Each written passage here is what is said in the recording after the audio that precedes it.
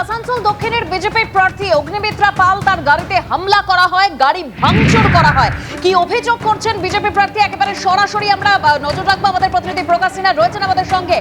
প্রকাশ, ঠিক কি অভিযোগ?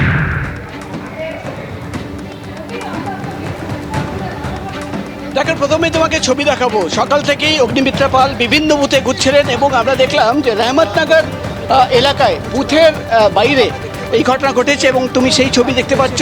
গাড়ির পেছনের দিকটা পুরো ভাঙচুর করা হয়েছে, অর্থাৎ পেছনে আত্মসহায়ক তিনি বসেছিলেন, তিনি আহত হয়েছেন এবং এই মুহূর্তে কিন্তু দেখতে পাচ্ছি পেছনের দিকটা পুরো ভাঙচুর করা হয়েছে। এবং এই গাড়ি আমরা দেখতে পাচ্ছি অগ্নিমিত্রা পাল তিনি সামনের দিকে বসে রয়েছেন। তার সঙ্গে একটু কথা বলার আমরা চেষ্টা করব। দিদি, এই যে ভাঙচুর, আপনি তো রহমতনগর গিয়েছিলেন, কিভাবে কি হলো? আমরা রহমতনগরের একটা বুথে গেছি, সেখান থেকে বেরিয়ে আবার সেকেন্ড বুথে যখন যাচ্ছি, বুথে ভেতরে গেলাম, সব বুথগুলো দেখে এলাম। যখন গাড়িতে উঠে গাড়িটা স্টার্ট করেছে তখনই একটা বড় পাথর পিছনে এসে মারলো আর কাঁচটা পুরো ভেঙে গেল।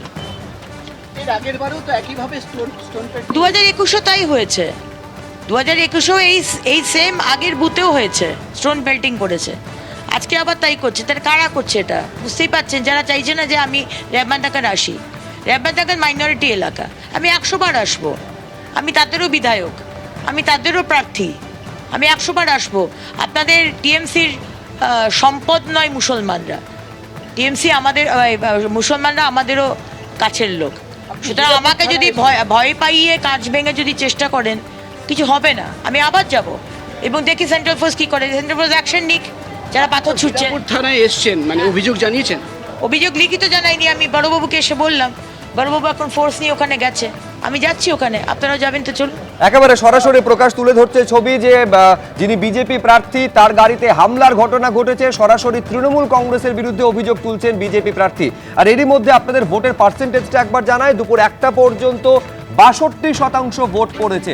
সবচেয়ে বেশি ভোট পড়েছে পশ্চিম মেদিনীপুরে 66%, আর সবচেয়ে কম ভোট পড়েছে মালদায় 58%।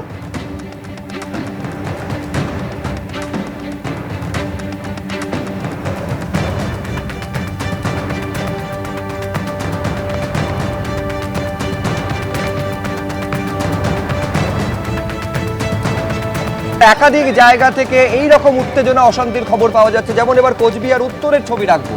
এই বিধানসভা এলাকায় তৃণমূল প্রার্থীর সঙ্গে বিজেপি কর্মীর বচসা। বড় রাংরাস এলাকার 32 নম্বর বুথ, সেখানে পার্থপ্রতিম রায়ের সঙ্গে বিজেপি প্রার্থীর এই নিয়ে বচসা। অভিযোগটা হচ্ছে এইটা যে ডিলিটেড ভোটারকে নিয়ে ঘুরছিলেন পার্থপ্রতিম রায়, এমনটা অভিযোগ বিজেপি কর্মী। ওর ইন্টেনশন বুঝে গেছি, এখন পাকামি মারতে হবে না। পাকামির কিছু নাই তো, একদম বললাম তো পাকামি ওরা কিভাবে ঘুরে, কে ডিলিট ভোটার এটা দেখার দায়িত্ব আমার। এটা দেখা আমাদের, আপনার আমি যা বললাম তো, আপনারা কেমন তাচ্ছি ওনাকে ডিলিট ভোটার হিসেবে ঘুরে নিয়ে বেরাবেন। কন্ট্রোলটা ফোন করো, তোমার হিম্মত থেকে করে নিও। আপনারা ভুল কথা। এবিপি আনন্দ, এগিয়ে থাকে, এগিয়ে রাখে।